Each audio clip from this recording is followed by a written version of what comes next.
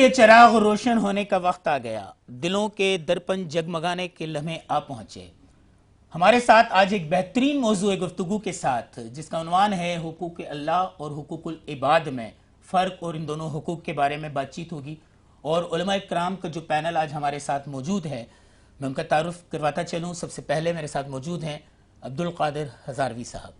کیسے ہیں عبدالقادر ہزاروی صاحب؟ اللہ کا کرم ہے، آپ کے ساتھ کئی نشستیں ہوئی اور آج بھی انشاءاللہ بہت مفید معلومات۔ ہمارے ساتھ علماء پینل میں ایک نئی شخصیت بھی جن سے آج آپ ملیں گے، مولانا امین اللہ سیفی صاحب، امام و خطیب کراچی پورٹ ٹرسٹ۔ کیسے ہیں امین اللہ سیفی صاحب؟ الحمدللہ، خوش آمدید کہتے ہیں ہم اپنے اس سیگمنٹ فیضان علم میں آپ کو۔ شکریہ۔ اور آج اتنے بہترین موضوع پہ جو گفتگو ہوگی انشاءاللہ وہ سب کے لیے بہت باعث برکت اور مفید بھی ثابت ہوگی۔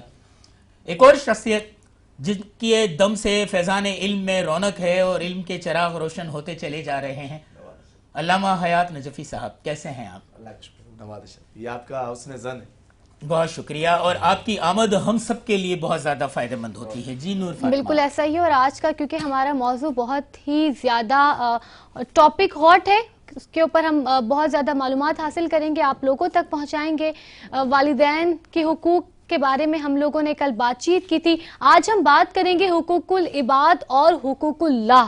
کیا یہ آپس میں کنیکٹڈ ہیں یا پھر یہ سیپریٹ ہیں؟ اس حوالے سے جانتے ہیں۔ نجفی صاحب سے میرا سوال یہی ہے کہ حقوق اللہ کیا ہیں؟ کیا حقوق اللہ میں زکوٰۃ، نماز، روزہ یہی سب کچھ آتا ہے یا اس سے ہٹ کر بھی کچھ ہے؟ اعوذ باللہ من الشیطان الرجیم، بسم اللہ الرحمن الرحیم۔ دین مبین کامل ہے، دین مبین کے اندر اب کسی قسم کی گنجائش نہیں ہے۔ حضور اکرم صلی اللہ علیہ وآلہ وسلم کو خالق کائنات نے اس انداز سے بیان کیا کہ آج دین مکمل ہو گیا، تو ہر لحاظ سے مکمل ہے۔ دیکھیں، حقوق اللہ کے اعتبار سے بھی، حقوق العباد کے اعتبار سے بھی، اللہ تعالیٰ کا حق جو مخلوق پر ہے وہ سب سے پہلا حق یہ ہے کہ اس کا کسی کو شریک قرار نہ دیں، سب سے پہلا خالق ہے۔ اس حق میں تمام مخلوقات پر ہے، تمام مخلوقات پر۔ اس لیے سورہ مبارک جمعہ میں ارشاد ہوا، بسم اللہ الرحمن الرحیم، یسبح للہ ما فی السماوات و ما فی الارض۔ اس کی تسبیح ہر چیز کرتی ہے جو زمین اور آسمان میں موجود ہے۔ اور مخلوقات کا جو حق ہے کہ انسان کے اوپر کہ کسی پر ظلم نہ کرے۔ اگر ہم تمام تر مخلوقات کے حقوق کو، چاہے والدین کے حقوق ہوں، استاد کے حقوق ہوں، پڑوسی کے حقوق ہوں، سب حقوق کو اگر ایک لفظ میں کہیں نا، خالق کہتا ہے کہ میری مخلوق پر تم ظلم نہیں کرو، میں تم پہ رحم کروں۔ کیا کہنا ہے؟ ٹھیک ہے۔ اب حقوق اللہ اور حقوق العباد الگ بھی نہیں ہے۔ کس عنوان سے الگ نہیں ہے؟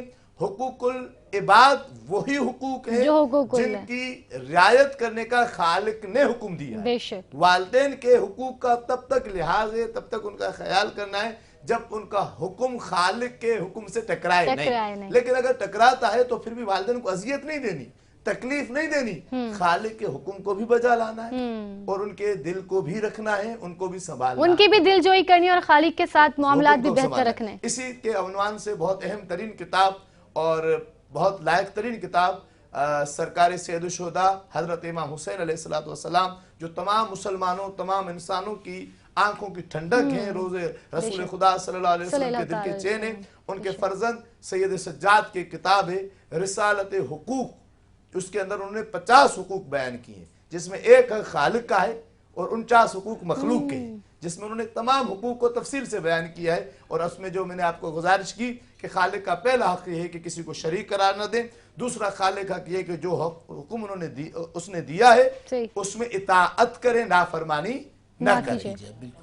اور مخلوقات کے حقوق جو ہے وہ تفصیلات کے ساتھ انشاءاللہ بالکل جی، جس طرح نور نے سوال کیا آپ سے حقوق اللہ کے متعلق اور اس کے بارے میں کچھ جانا، میں محترم مولانا امین اللہ سیفی صاحب سے پوچھوں گا کہ آپ بتائیں حقوق العباد کیا ہیں؟ حقوق اللہ کے متعلق تو ہم نے نجفی صاحب سے جانا، حقوق العباد کیا ہیں اور حقوق العباد کے زمرے میں کیا کیا چیزیں آتی ہیں؟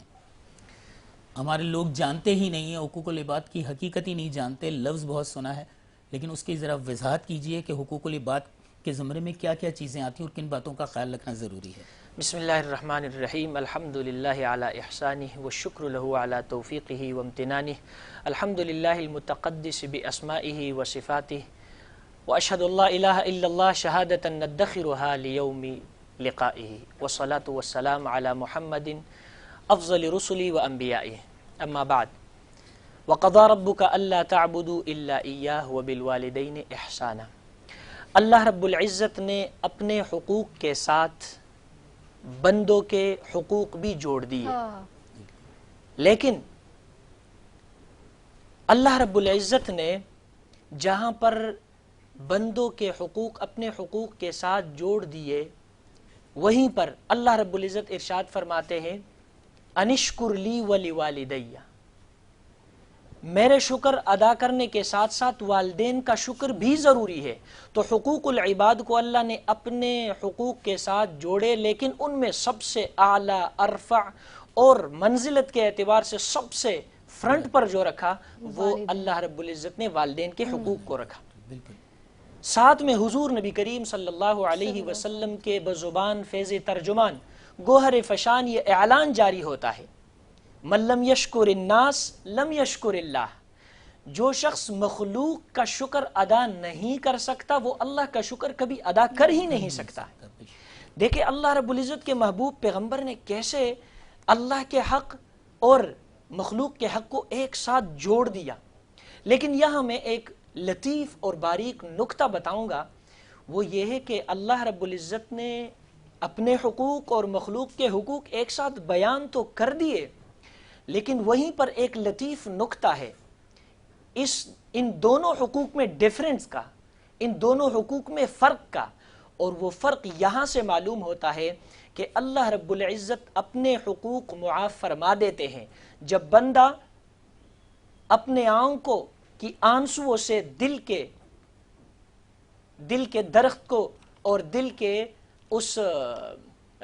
دل کو سیراب کرے گا تو اللہ رب العزت اس کے تمام گناہوں کو معاف فرما دیتے ہیں۔ لیکن جہاں بات آتی ہے حقوق العباد کی تو وہیں پر اللہ رب العزت اس وقت تک انسان کے گناہ معاف نہیں کرتے جب تک کہ حق والے سے معافی نہ مانگے۔ کیا بات، کیا کہنا۔ اب یہاں پر یہ بات بھی ضروری ہے، حضور نبی کریم صلی اللہ علیہ وآلہ وسلم نے ارشاد فرمایا، مسلم کی روایت ہے، الراحمون یرحمہم الرحمن ارحموا من فی الارض یرحمکم من فی السماء، جو آسمان والا ہے وہ تم پر تبھی رحمت اور رحمت کی نگاہ کرے گا جب تک کہ وہ آپ زمین والوں پر رحم نہ کریں۔ بالکل ایسا ہی ہے۔ لیکن یہاں پر یہ بات بھی ضروری سمجھتا ہوں کہ اللہ رب العزت کے حقوق اور مخلوق کے حقوق دونوں ایک ساتھ تو ہے، لیکن یہ بات نہیں ہے۔ ہمیں چاہیے کہ ہم دونوں کو بیلنس رکھیں، حظو النعل بالنعل، جس طرح دو جوتے وزن میں، سائز میں، ویٹ میں اور شیپ میں برابر ہوتے ہیں، جس طرح کے گاڑی کے 4 پہیے ہوتے ہیں یا جس طرح موٹر سائیکل کے 2 پہیے ہوتے ہیں، تو ان میں سے اگر کوئی ایک پہیہ بھی نہیں ہوتا تو پھر وہ ڈس بیلنس ہو جاتا ہے، وہ آؤٹ آف کنٹرول ہو جاتا ہے اور جا کے کسی حادثے کا شکار ہو جاتا ہے۔ اسی طرح انسانی زندگی بھی ہے کہ اگر وہ کسی ایک جانب زیادہ رجحان رکھتا ہے اور دوسرے طرف کو بالکل اگنور کر دیتا ہے تو پھر انسان کی زندگی بھی اپنے ٹریک اور رخ جو جنت کی طرف اس کا راستہ جاتا ہے اس کی طرف نہیں جاتا۔ اسی لیے آخری بات یہ کہوں گا کہ کہتے ہیں کہ حقوق اللہ کو پورا کرو لیکن حقوق العباد کی طرف بھی توجہ دیجئے، اسی لیے کہ جو حق آپ نے حقوق العباد کے آپ نے لیے ہیں تو اب آپ ایسا نہیں کر سکتے ہیں کہ جو چکر آپ نے لوگوں کو دیے ہیں وہ بیت اللہ کے گرد چکر کاٹنے سے معاف نہیں۔ بالکل ایسا ہی ہے۔ اور ہزاروی صاحب کی جانب اگر ہم آئیں تو صحیح بخاری شریف کی حدیث ہے، نبی پاک صلی اللہ تعالیٰ علیہ وسلم سے پوچھا گیا کہ تم میں سے بہتر مسلمان کون ہے؟ تو فرمایا کہ بہتر مسلمان وہ ہے کہ جس کے ہاتھ سے اور زبان سے کسی دوسرے مسلمان کو اذیت نہ پہنچے۔ تو میں جاننا چاہوں گی، جیسے آپ نے کہا کہ مسلمانوں کو چکر دینے تو طواف کعبہ کے چکر پورے کرنے سے کچھ نہیں ہوگا، لیکن آج کے ماحول سے اگر ہم ریلیٹ کریں تو ہمارے یہاں پر تو حال ہی یہی ہے، ہماری زبان سے اور ہاتھوں سے تو دوسرے مسلمانوں کو اذیت ہی اذیت پہنچ رہی ہے۔ تو اس بارے میں کیا کہنا ہے؟ بسم اللہ الرحمن الرحیم، صلی اللہ علی النبی الامی الرؤوف الرحیم۔ بہت شکریہ، آپ نے کتاب الایمان بخاری شریف کی ایک حدیث کی طرف توجہ مبذول کروائی ہے جس کے بارے میں یوں آیا کہ من سلم المسلمون من لسانہ و یدہ، تم میں سے بہترین مسلمان وہ ہے کہ جس کی زبان اور اس کے ہاتھ سے دوسرے مسلمان محفوظ ہوں۔ بالکل یہاں بخاری شریف کے اندر اور بھی بہت ساری احادیث طیبہ ہیں جو ایمان کا حصہ ہیں۔ یہ بات بھی ہمارے ذہن نشین رہنی چاہیے کہ بخاری شریف کی جو ترتیب ہے اس میں جو احادیث طیبہ ہیں، حضرت عینی رحمۃ اللہ تعالی علیہ نے لکھا ہے کہ نبی کریم علیہ السلام کا جو جواب ہوتا تھا وہ سائل کے حال کے مطابق ہوتا تھا، کیونکہ بعض احادیث کے اندر کچھ ہے اور بعض کے اندر کچھ ہے۔ الگ روایت ہے۔ لیکن یہ بات ذہن میں رہنی چاہیے کہ حدیث کے اندر پہلے زبان کا ذکر ہوا اور اس کے بعد ہاتھ کا ذکر ہوا۔ اس کی وجہ کیا ہے؟ تو حضرات محدثین کرام فرماتے ہیں کہ ہاتھ اٹھنے کا جو سبب بنتی ہے وہ زبان بنتی ہے۔ کیا بات ہے، بالکل۔ حضرت امام بخاری نے یہ روایت بھی نقل فرمائی ہے اپنی صحیح کے اندر، سرکار دو عالم صلی اللہ علیہ وسلم نے 2 چیزوں کی ضمانت مانگنے کے بعد جنت عطا فرمائی ہے۔ نمبر 1 فرمایا کہ زبان کی ضمانت دے دو مجھ سے جنت لے لو، کیا اور دوسرا فرمایا کہ اپنے دامن کی ضمانت دے دو مجھ سے جو ہے وہ کیا لے لو، جنت لے لو۔ یہ زبان اگر اللہ اور اس کے رسول کے ذکر میں رہے تو بہت اچھی بات ہے، کیونکہ اسی کی طرف قرآن متوجہ ہے، یا ایھا الذین آمنوا اذکروا اللہ ذکرا کثیرا، اے ایمان والو ذکر کثیر کرو۔ یہ زبان ہمیں غیبت کے لیے نہیں دی، یہ زبان ہمیں گالی گلوچ کے لیے نہیں دی گئی، یہ زبان ہمیں قرآن کریم پڑھنے کے لیے دی گئی ہے، یہ زبان ہمیں احادیث طیبہ پڑھنے کے لیے دی گئی ہے۔ اور یہاں تک بیان کیا گیا کہ اگر تم میں سے کسی ایک سے کوئی بندہ سوال کرتا ہے، اس کو دینے کے لیے تمہارے پاس کچھ نہیں ہے تو قول حسنہ کہو، یعنی کہ اچھی بات کو۔ ہمارے دور کا المیہ یہ ہے کہ ہم اپنے قول سے اور فعل سے دوسروں کو اتنا ستا رہے ہیں، کچھ چیزوں کا ہمیں پتہ ہوتا ہے کچھ جانے میں اور کچھ انجانے کے اندر۔ مولا کائنات سیدنا علی المرتضیٰ فرماتے ہیں تیر کا جو لگا ہوا زخم ہوتا ہے اس کے لیے مرہم پٹی تو ہوتی ہے، مگر یہ جو زبان کا زخم ہوتا ہے نا اس کی کوئی مرہم پٹی نہیں ہے۔ فلہذا ہمیں چاہیے کہ ہم مخلوق خدا کے ساتھ اچھی زبان کا استعمال کریں۔ تاجر ہے تو وہ تجارت کرتے ہوئے اچھی زبان، اگر عالم ہے تو بولتے ہوئے اچھی زبان، ایک اگر ڈرائیور ہے تو وہ اس کے اندر اچھی زبان، اور زبان جب ہماری اچھی ہوگی تو اخلاق بھی اچھے ہوں گے۔ پھر ہر بندہ یہ چاہتا ہے کہ قیامت کے دن ہمیں نبیوں کا قرب حاصل ہو اور پھر خاتم الانبیاء کا قرب حاصل ہو۔ تو میرے آقا کریم علیہ السلام نے فرمایا، ترمذی شریف کی روایت ہے، فرمایا تم میں سے سب سے زیادہ قیامت کے دن میرے قریب وہ ہوگا جس کے اخلاق اچھے ہوں گے، اور تم میں سے سب سے زیادہ مجھ سے دور وہ ہوگا قیامت کے دن جس کے اخلاق برے ہوں گے۔ تو ہم اپنی زبان کو بھی ٹھیک رکھیں اور ہم اپنے ہاتھوں کو بھی ٹھیک رکھیں، زبان سے ہم تبلیغ کریں اور ہاتھوں سے اگر ہمارے پاس منصب آ جائے تو ہم ظلم کو روکیں۔ زبردست۔ میں نجوی صاحب کی طرف جاؤں گا۔ نجوی صاحب، کہا جاتا ہے کہ حقوق اللہ کی عبادت کی ادائیگی سے نہ تو اللہ کی شان بڑھتی ہے اور نہ گھٹتی ہے، کیونکہ وہ عبادت کا محتاج نہیں، عبادت کے لیے تو فرشتے ہی بہت تھے۔ اس نے انسان کو اپنا نائب، اپنا خلیفہ بنا کر اس دنیا میں اس لیے بھیجا کہ اللہ کو اپنی شناخت کروانی تھی، اصل سبب شناخت تھا۔ تو جب عبادت سے اس کے جو گھٹتی بڑھتی نہیں ہے شان، تو پھر میرا آپ سے سوال یہی ہے کہ عبادت کو حقوق اللہ میں شامل کیا جانا چاہیے یا وہ حقوق اللہ میں شامل نہیں ہے؟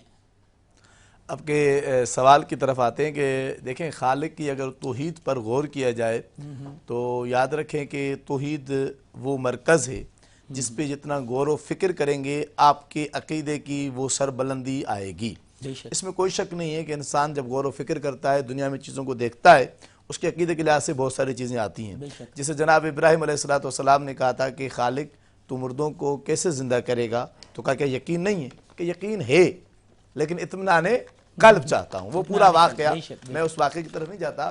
اب توحید کے لیے جیسے لوگ کہہ دیتے ہیں کہ اس کی عبادت کے لیے تو فرشتے تھے، اس کو کیا ضرورت تھی؟ دیکھیں، یاد رکھیں، اللہ تو فرشتوں کے وجود سے پہلے ہی خالق ہے، بالکل کوئی شک ان کے وجود سے پہلے ہی وہ اللہ ہے۔ وہ تب سے ہے جب سے کائنات کا وجود بھی نہیں تھا، کچھ بھی نہیں تھا، وہ ہمیشہ سے ہے، ہمیشہ رہے گا، سب چیزوں کے فنا ہونے کے بعد بھی وہ باقی رہے گا، اس میں کوئی شک نہیں ہے۔ اب رہا سوال ہے کہ آپ کا جو سوال ہے کہ عبادت حق اللہ میں ہے یا نہیں ہے. دیکھیں عبادت حق اللہ میں ہے کس عنوان سے؟ وہ بندے کے فعل کے لحاظ سے نہیں بلکہ حکم خالق کے عنوان سے کہ خالق کا حکم ہے اطاعت کا، تو اگر یہ شخص اطاعت کرے گا تو اس حکم کو بجا لائے گا، اگر اطاعت نہیں کرے گا تو اس حکم کی مخالفت کرے گا. اب یہاں پہ جاتے ہیں کہ کسی شخص نے حضرت امیر المومنین مشکل کشا سیدنا مولا علی علیہ السلام سے پوچھا یا علی آپ جس خالق کی عبادت کرتے ہیں کیا آپ نے اس کو دیکھا ہے؟ تو فرمایا جس خالق کو نہ دیکھوں میں اس کی عبادت تھوڑی کرتا ہوں. تو فرمایا کب دیکھا آپ نے؟ فرمایا ان آنکھوں سے نہیں دیکھا بلکہ ان آنکھوں سے دیکھا. کل بھی آنکھوں سے دیکھا ہے، بصارت سے نہیں بلکہ بصیرت سے دیکھا ہے. اور حضرت خالق کائنات کی عبادت اس کو اتنی پسند ہے کہ اس نے خود ارشاد فرمایا کہ میں نے انسانوں اور جنوں کو خلق ہی عبادت کے لیے کیا ہے. وہ عبادت خالق کا ایک حق ہے، کس کی صورت میں؟ اطاعت کی صورت میں. وہ اطاعت چاہتا ہے. اب جب عبادت اور اطاعت کی بات آئی گئی ہے تو اس میں سن لیں کہ خالق کا حق یہ ہے وہ ہم سے عبادت کی کثرت نہیں چاہتا، وہ ہماری کثرت کو نہیں دیکھتا، وہ ہمارے خلوص کو دیکھتا ہے. خلوص کے ساتھ کیا ہوا ایک سجدہ ریاکاری کی 1000 رکعت سے افضل. بے شک بے شک بے شک. میں اب اسی سوال کو دوبارہ ایک بار ریپیٹ کرتے ہوئے ہزاروی صاحب کی طرف آؤں گا. کہا جاتا ہے بندوں کی عبادت اللہ کی بندوں کی عبادت اللہ کی خدائی نہیں بڑھتی، بندوں کی عبادت سے نہ گھٹتی ہے، اس کی شان میں کبھی کوئی کمی نہیں ہوتی، وہ ہر چیز سے بے نیاز ہے. تو پھر عبادت کو حقوق اللہ میں شامل کیوں کیا جاتا ہے؟ اصل بڑا خوبصورت آپ کا سوال ہے. قل هو اللہ احد اللہ الصمد، اللہ بے نیاز ہے. مگر دوسرے مقام میں اللہ نے فرمایا وما خلقت الجن والانس الا لیعبدون، کہ اللہ پاک نے انسانوں کو اور جنات کو اپنی عبادت کے لیے پیدا کیا. دیکھیں کہ مثلا کہ ہم نماز کے اندر پڑھتے ہیں سبحان ربی الاعلی سبحان ربی العظیم. حضرت امام غزالی لکھتے ہیں، فرماتے ہیں کہ اس کا مطلب تو یہ ہے کہ اللہ ہر عیب اور نقص سے پاک ہے. ایسا تو نہیں ہے کہ ہم اس کی پاکی بیان کریں گے تو وہ پاک ہو رہا ہے. فرمایا نہیں، ایسا نہیں ہے. پھر حکم کیوں ہے؟ فرمایا حکم اس لیے ہے تم اس کی پاکی بیان کرو، وہ اس کے صدقے سے تمہارے دلوں کو. ایک بات. دوسری بات یہ ہے کہ اللہ نے عبادت کا حکم کیوں دیا؟ چونکہ ہم اللہ کو مانتے ہیں تو اس میں تصدیق بالقلب ہے فقہ حنفی کے اندر، یعنی ہم دل سے مانتے ہیں. اب مجھے یہ بتائیں کہ ہم امریکہ کے اندر کہیں سفر کر رہے ہیں تو ہمارا کیسے پتہ چلے گا کہ یہ اللہ کو مانتا ہے یا بت کو مانتا ہے؟ تو ظاہر سی بات ہے عبادت کا وقت آئے گا تو پھر پتہ چلے گا کہ بھائی ہم بتوں کے پجاری نہیں ہیں، ہم رحمان کے پجاری ہیں. اور دوسرے مقام میں اللہ پاک نے اس کو بڑے عمدہ انداز میں بیان کیا، الذی خلق الموت والحیات لیبلوکم ایکم احسن عملا. اللہ نے تمہیں پیدا ہی اس لیے کیا ہے، تمہاری زندگی اور موت کو، کہ وہ دیکھے تم میں سے عمل حسنہ کون کرتا ہے. اس کو ضرورت نہیں ہے، ہمیں ضرورت ہے. اور اس کا جواب حدیث بخاری کے اندر بڑے بہترین انداز میں میرے آقا علیہ السلام نے دے دیا. میرے آقا فرماتے ہیں کہ کفر اور اسلام کے مابین سب سے بڑی چیز جو فاصلہ کرتی ہے وہ نماز ہے. تو اب آپ کے سوال کا جواب، گفتگو لمبی ہو گئی، 2 لفظوں میں یہ ہے کہ اللہ کو ہماری عبادت کی ضرورت نہیں ہے، مگر حکم اس لیے ہے تاکہ پتہ چلے کہ ہم اللہ والے ہیں یا بتوں والے ہیں. یہ شناخت کے لیے. بالکل بہت ہی خوبصورت. اور میں کیونکہ اسی بات کو اگر کنٹینیو کروں تو کہتے ہیں کہ حقوق اللہ میں اگر کوتاہی ہو جائے، کمی ہو جائے تو اللہ معاف فرما دیتا ہے، لیکن اگر حقوق العباد میں کمی ہو تو اس کی کوئی معافی نہیں ہے. اور اسی چیز کو مد نظر رکھتے ہوئے کیا حقوق اللہ میں کمی رکھ کر حقوق العباد کو پورا کرنے میں انسان لگ جائے؟ بہت بہترین اور بہت اچھا سوال ہے. میں نے اس کی طرف شروع میں بھی اشارہ کیا لیکن بات کچھ لمبی ہو گئی، مزید وضاحت کی ضرورت ہے. جیسے اللہ نے فرمایا الخلق عیال اللہ، یہ مخلوق اللہ کا کنبہ ہے. رسول اللہ صلی اللہ علیہ وسلم نے فرمایا یہ مخلوق اللہ کا کنبہ ہے. دوسری روایت میں آتا ہے کہ رسول اللہ صلی اللہ علیہ وسلم سے حضرت ابو ہریرہ رضی اللہ عنہ نقل فرماتے ہیں کہ کل قیامت کے دن اللہ رب العزت بنی آدم میں سے کسی کو مخاطب کر کے یوں پوچھیں گے کہ اے ابن آدم، میں بیمار ہوا تھا، آپ نے میری بیمار پرسی نہیں کی. وہ کہے گا یا اللہ مرض لانے والے اور شفا دینے والے تو آپ ہیں، پھر آپ مجھ سے یہ کیسے پوچھتے؟ اللہ فرمائیں گے میرا فلاں بندہ دنیا میں بیمار ہوا تھا، آپ اس کے بیمار پرسی کے لیے نہیں گئے، اگر آپ جاتے تو آپ مجھے وہاں پر دیکھتے. دوسرا سوال یہ کریں گے کہ اے ابن آدم، میں بھوکا تھا، میں نے کھانا مانگا، آپ نے مجھے کھانا نہیں دیا. وہ جواب میں عرض کرے گا یا اللہ آپ تو خود رزاق ہے، جس کو چاہتا ہے دیتا ہے، جس سے چاہتا ہے لیتا ہے. کہے گا میرا فلاں بندہ بھوکا تھا، اس نے آپ سے طلب کیا، آپ نے نہیں دیا، اگر آپ اس کو دے دیتے تو آج قیامت کے دن اس کا ثواب آپ مجھ سے لے لیتے. اب یہاں پر یہ ہے کہ حقوق العباد میں، حقوق اللہ میں کمی کر کے حقوق العباد کو پورا کر لے، یا حقوق العباد میں کمی کر کے حقوق اللہ کو پورا کر لے. اگر کسی ایک طرف رجحان زیادہ ہو، دوسری طرف میں کوتاہی ہو، تو جیسے میں نے مثال دیا کہ توازن برقرار رکھنا ضروری ہے. اگر توازن نہیں رکھیں گے تو پھر وہی بات ہو جائے گی جس طرح کہ کسی گاڑی کے کوئی ایک پہیا نہ ہونے کی وجہ سے وہ کسی حادثے کا شکار ہو جاتا ہے، اسی طرح انسان کی زندگی میں بھی کامیابی. چھوٹی سی ایک مختصر سی بات کہ ایک بہت مشہور و معروف واقعہ ہے کہ ایک شخص نے کو دیکھا امام جعفر صادق نے کہ اس نے حقوق اللہ کی پامالی کی. اللہ کا حکم ہے کہ چوری نہیں کرو، یہ اللہ کا حکم ہے.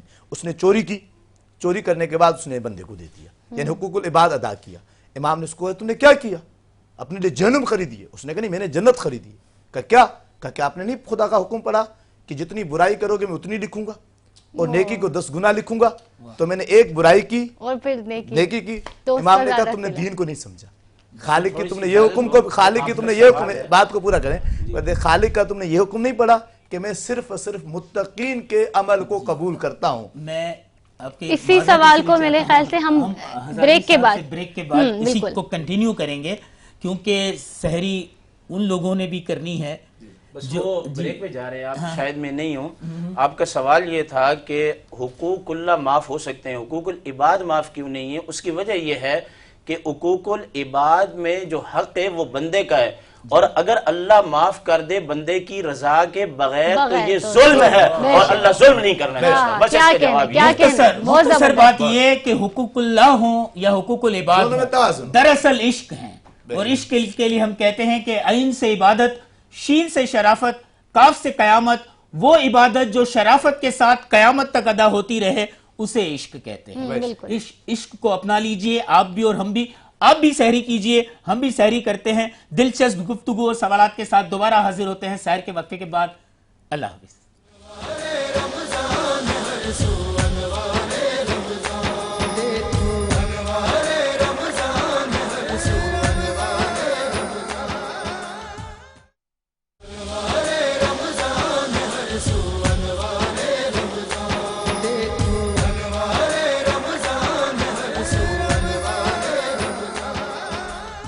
علم کے ہوں گے چراغ روشن، جگمگائیں گے دلوں کے درپن. فیضان علم میں ہمارا ماننا کہنا یہی ہوتا ہے، اور روز اول سے یہ سیگمنٹ یہ بات ثابت کر رہا ہے. یہاں جو علم کے چراغ روشن ہو رہے ہیں وہ نہ جانے ہمارے جیسے کتنے ناقص العقل کم علم لوگوں کی راہوں کو روشنیاں عطا کر رہے ہیں.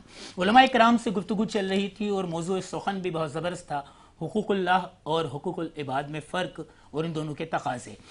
ہم بریک پہ جانے سے پہلے علماء کرام کے ساتھ موجود تھے. دوبارہ یہ سلسلہ جوڑتے ہیں. نور فاطمہ آپ سوال کیجیے. بالکل، میرا نجفی صاحب سے میں جاننا چاہوں گی اور اپنی معلومات میں بھی اضافہ کرنا چاہوں گی کہ ہم نے دیکھا ہے انسانیت اور ہیومنزم کے جو علم بردار ہیں وہ بات تو بہت کرتے ہیں حقوق العباد کی، لیکن کیا وہ خود اس پر عمل درآمد کرتے ہوئے ہمیں دکھائی دیتے ہیں یا نہیں؟ کیونکہ اکثر ایسا ہوتا ہے کہ وہ صرف باتوں کی حد تک ہمیں دکھائی دیتے ہیں.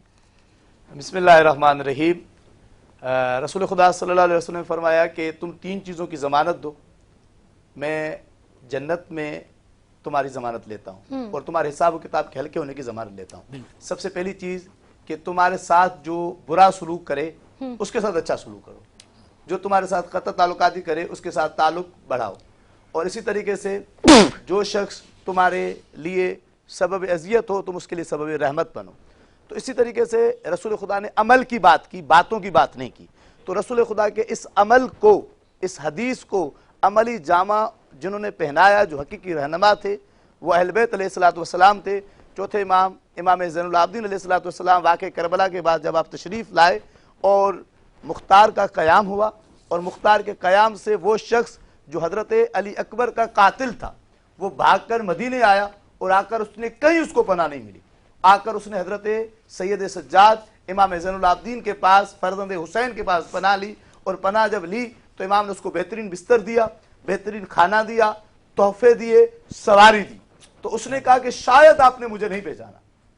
तो इमाम ने फरमाया कि पहचाना है, जो तुमने अली अकबर के सीने में बर्छी मारी थी आज तक वो हमारे कल्बों में मौजूद है, लेकिन उस वक्त हम तुम्हारे मेहमान थे, तुमने अपने ज़र्फ के मुताबिक हमारी खातिर तवाज़े की, आज तुम हमारे मेहमान मानो। कि रसूल खुदा की जो हदीस है कि उसके साथ अच्छा बर्ताव करो जो तुम्हारे साथ बुरा बर्ताव करे।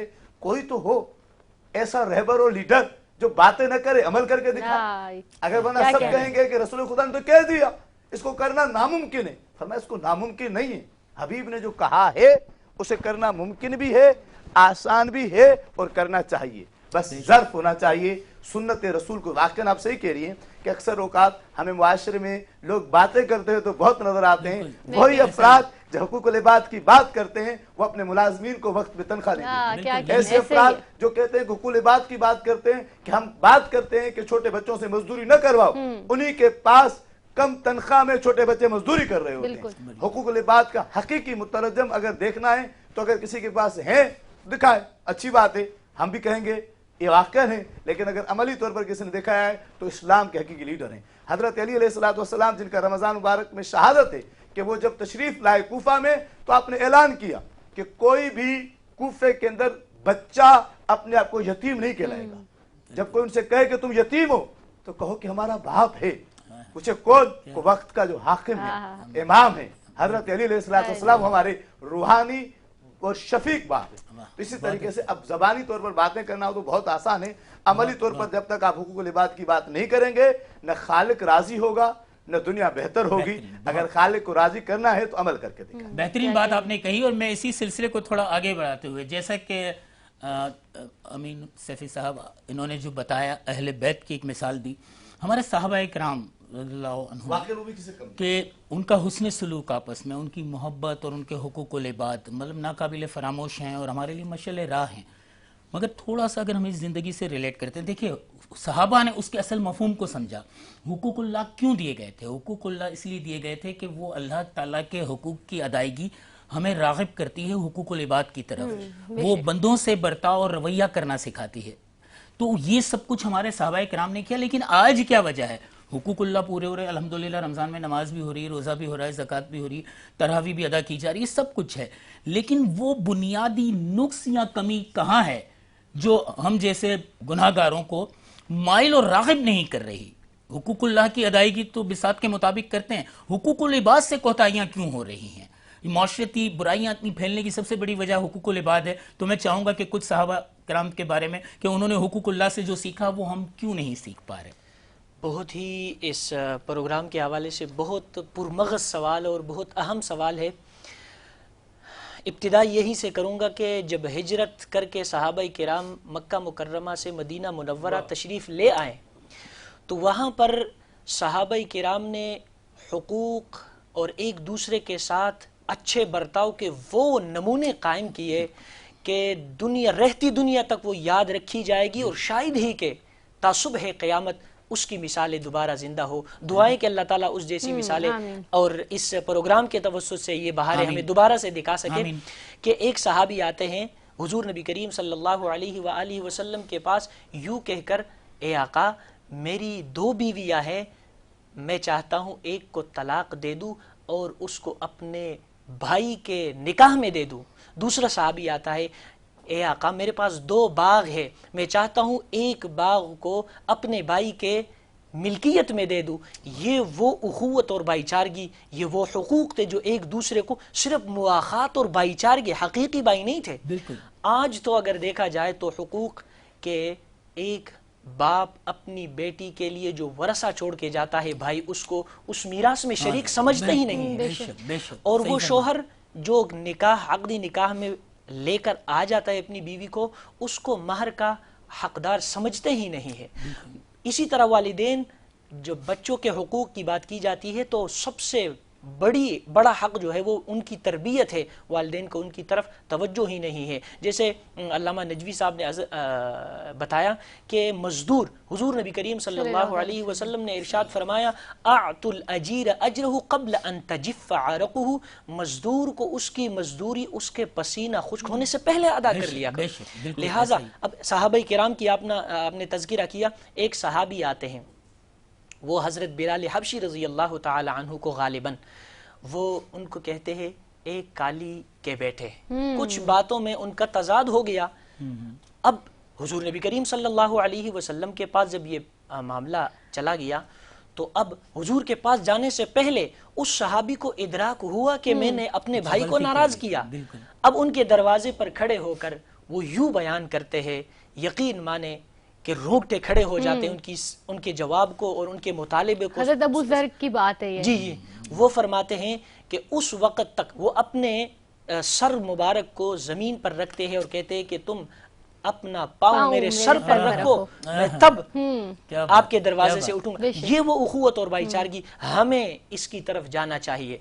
جو آپ کا سوال تھا کہ وہ کیا چیز ہے جو ہمیں اس بات کی طرف اس ٹریک اور اس رخ کی طرف لے آئے، تو میں سمجھتا ہوں کہ وہ سب سے بڑی چیز جو ہے وہ اللہ سے ڈرنا ہے، تقوی ہے. اگر کسی میں خوف خدا ہے تو وہ اس کی طرف آئے گا. لہٰذا ہمیں تقوی کی طرف آنا چاہیے، اللہ کا ڈر اپنے اندر لانا چاہیے اور حضور صلی اللہ علیہ وسلم کے طریقے کو اپنانا چاہیے. ہم نے اہل بیت اور اصحاب کا ذکر کیا تو میں یہ کہنا چاہوں گا، کشف المحجوب میں داتا گنج بخش حجویری ایک واقعہ لکھتے ہیں بنی اسرائیل کے ایک عابد کا کہ اس عابد نے 400 سال عبادت کی اور 400 سال کی عبادت کے بعد ایک بار وہ جو پہاڑ تھا سامنے، اس نے کہا اگر یہ پہاڑ نہ ہوتا تو یہاں سے لوگوں کے آنے جانے میں آسانی ہو جاتی.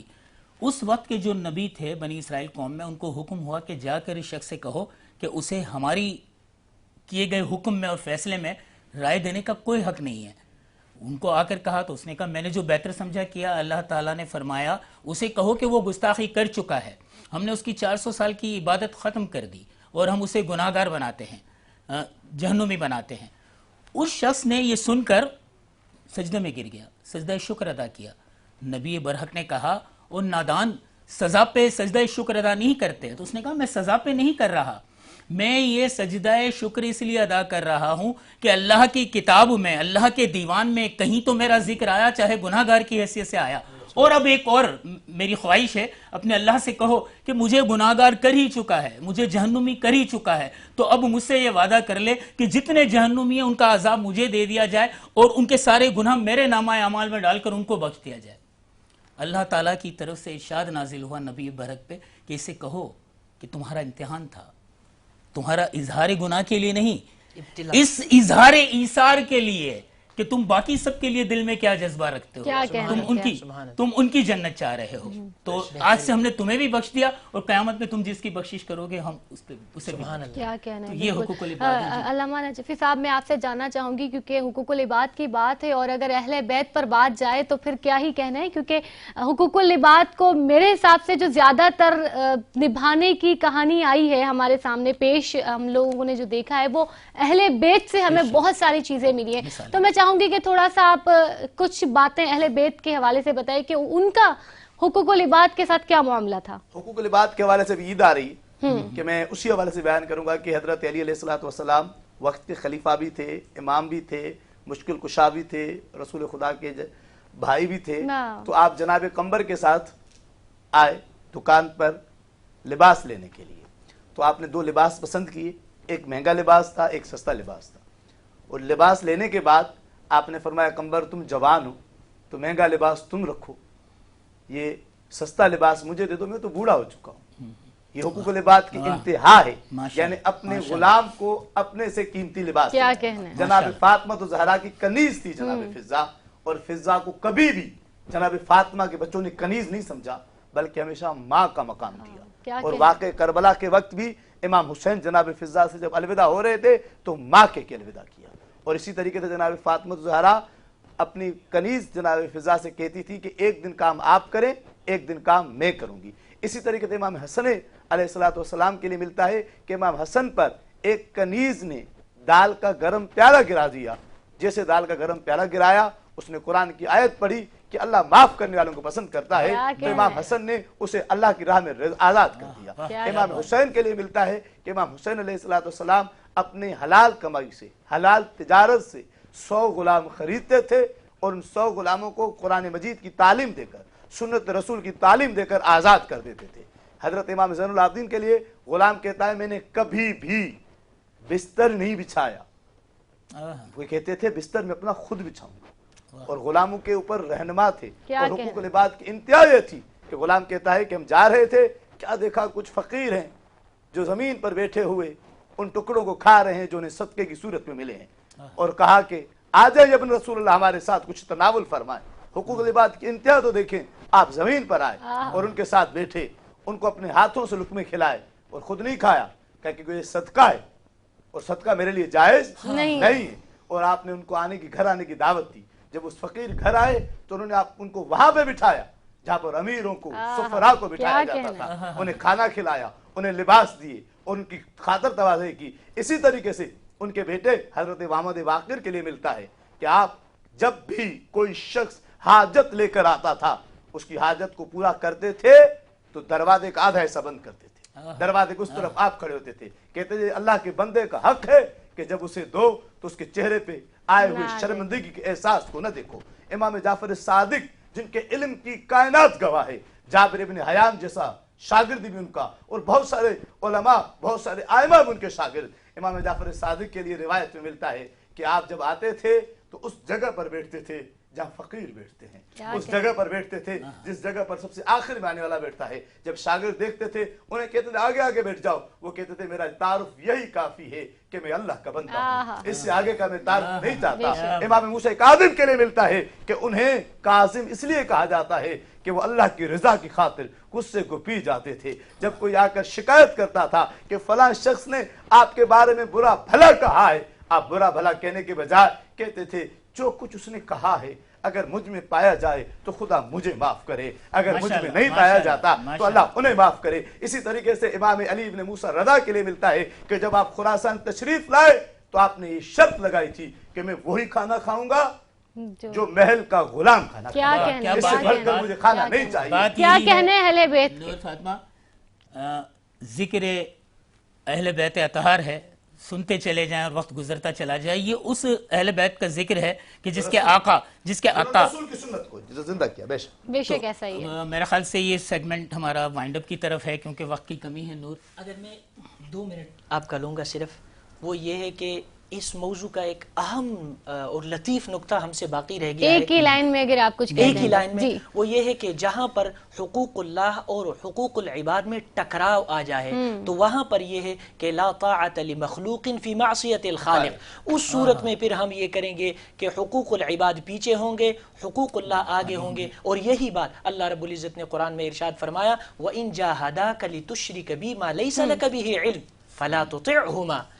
اگر ماں باپ تمہیں شرک کی طرف بلائے یا ایسی بات کا حکم دے جو اسلام اور شریعت سے ٹکراؤ ہو تو پھر ان کی اطاعت نہ کرو۔ یہ بات رہ گئی تھی جو میں بتانا ضروری سمجھا۔ بہت ہی خوبصورت معلومات میں آپ نے ہماری اضافہ کیا، اور ہم آپ دونوں کے مشکور ہیں کہ آپ لوگوں نے اپنا قیمتی وقت، کیونکہ آپ لوگ جو ہم لوگوں کے ساتھ اپنی معلومات شیئر کرتے ہیں، ہمارے جو بھی کوسچنز ہوتے ہیں اس کے جتنی خوبصورتی سے ہمیں جوابات ملتے ہیں، اس سے یقیناً ہماری بھی معلومات میں اضافہ ہوتا ہے، اور ہمارے جو دیکھنے والے ناظرین ہیں ان کی بھی معلومات میں اضافہ ہوتا ہے۔